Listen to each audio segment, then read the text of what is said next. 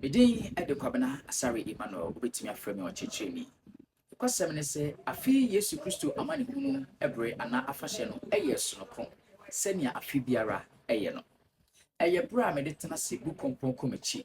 Ehwe ne me free ene ne a Onyankopɔn do maba abetu. Afi yaji yenani sanse yana jinkwa ne wuye. Na wasori ena ye kaye. Esa ye bra me de je mahome. Na titiri oni ameye ne se metena ase na me pensen trosem na mesua ade. Na atomi gidie mu e ma me misade hu foforo ni enida so foforo.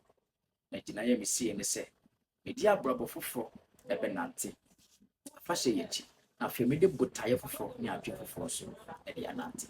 Sei ena mafahye no eko efaye. Ede kwabna Asare Emmanuel. Shenzo se na e de to so dunsun wura wonda ne fo aduasa TV presenting akansi. Eye GH Schools and the food business you as made it ready.